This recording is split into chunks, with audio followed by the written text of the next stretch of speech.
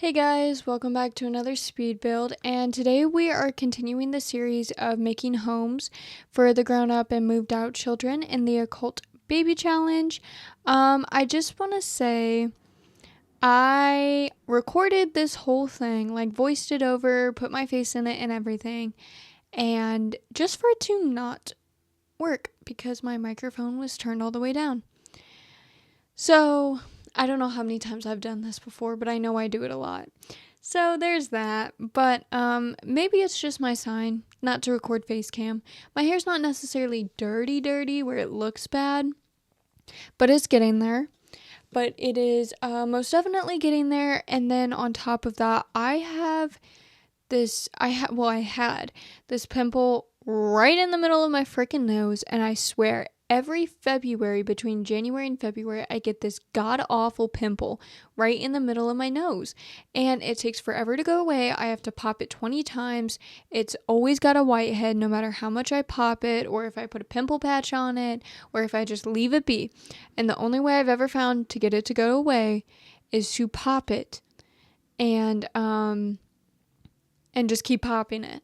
Because, oh my gosh, well, then I noticed that I did some skincare, and I had, like you do your pores and everything, but I didn't have like a peel off mask, so I had to do like basically scrape my pores and just like push down on them with a tool for it that I have in this little toolkit for skincare, and get all that like grossness out. And it worked really great, except for one of them. And I knew it was going to be a problem because this one's always got a problem. This one always wants to cause some trouble.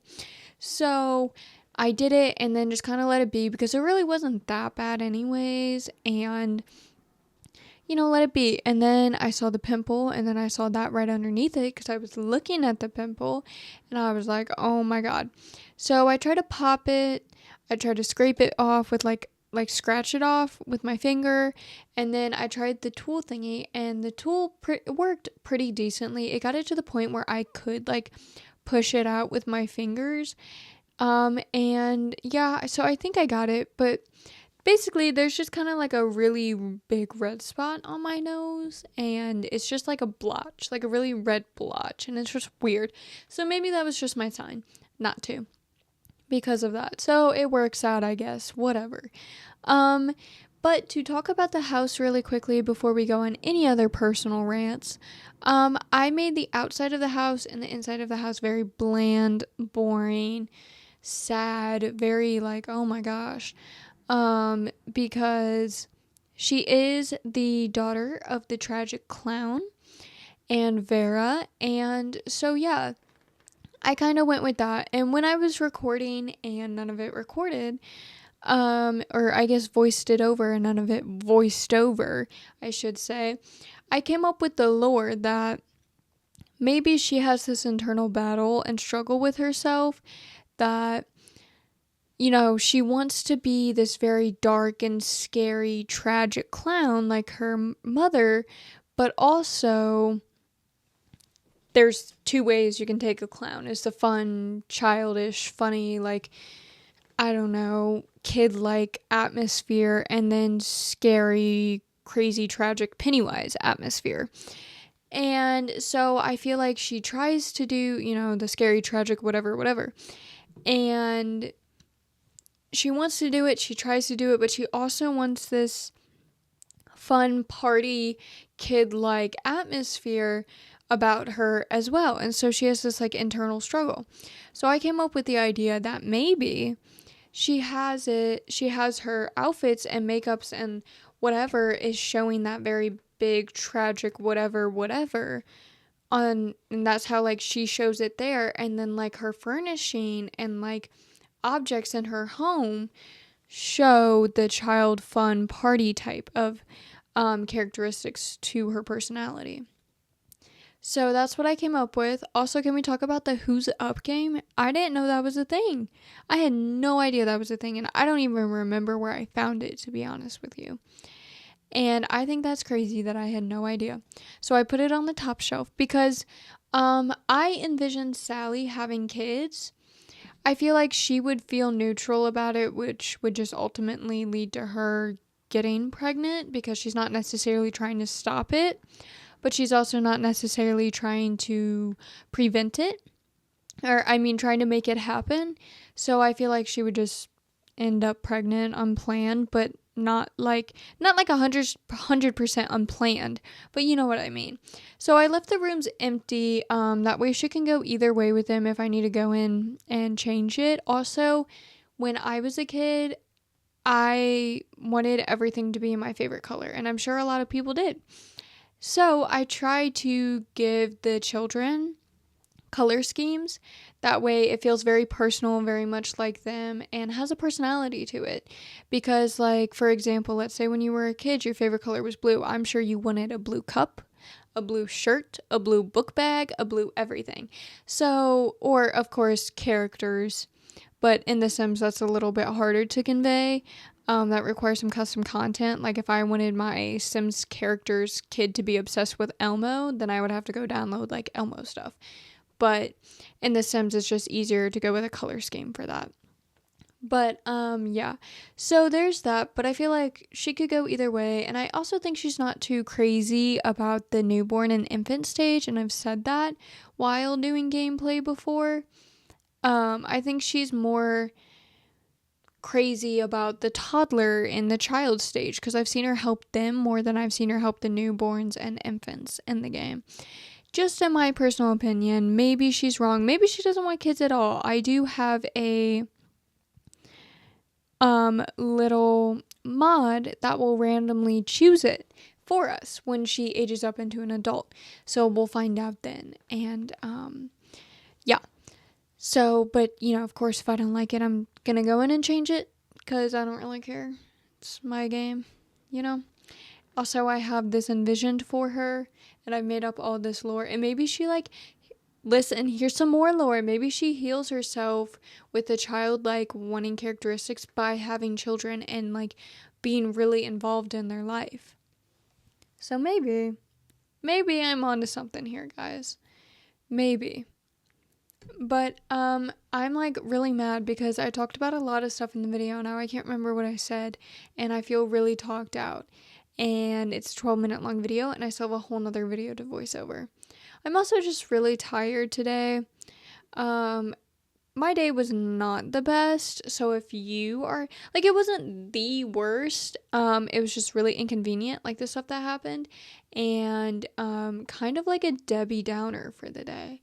So if you are feeling the same way, or even just having like an even worse day than that, like this is the worst day of your life, then you're not alone. Okay, obviously I'm trying to be very positive about it, but because I think if I wouldn't, it would be like the worst day of my life. But I'm trying to look at it of more of a inconvenience, like annoying type of situation than anything else, because I think if I look at it any other way, I'm going to lose my mind and crash out. And like I keep hearing everybody say, sometimes you just need to crash out. And girl, I wish I could just crash out, no consequences. But when you crash out, sometimes there is consequences, depending on how, heavily you crash out. And I just got too many things and people relying on me for me to just not think about that, So I wish I could, but instead we're going to try to think about it in a different sense, and maybe that'll work. Because I've tried the positive, it's not that bad, blah, blah, blah, it could be worse. And excuse my language, that stuff makes me so mad. It makes me so mad I'm stuttering and I'm about to cuss just thinking about it. And it really does just make me so mad, because it's like, I understand there could be worse things, but right now, this is what is worse to me. In 20 minutes or days later, yeah, I'm going to sit back and realize, listen, that really wasn't that bad. And it turned out okay. Or maybe there's a blessing in disguise with it type thing. But in the moment, guys, I swear to God, I hate when people say that. It's like, no, let me think this is the worst. Okay? That way when I can move on from it and be like, that was so easy, and know that I can do that situation again. Okay? To me, honestly, that's what gets me through it. And that stuff makes me really mad when people say that. Because, like, yes, obviously I could be homeless or starving or, lost everything, but obviously, and that does happen to some people, and that like is one of the worst things to happen to you.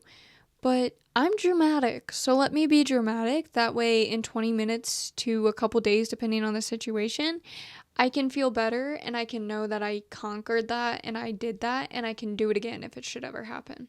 Because in my brain, if I sit there and say this is the worst, or if, oh my gosh, if in my brain I sit there and say this isn't that bad, it kind of makes me feel like I didn't accomplish anything by getting through that hardship and that rough patch.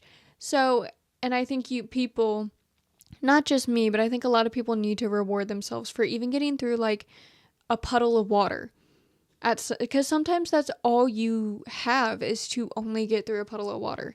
And that's also how you learn how to get through quicksand, is because you learned how to get through a puddle of water. Y'all see what I'm saying? If you're following, good. If you're not, I'm so sorry. I apologize.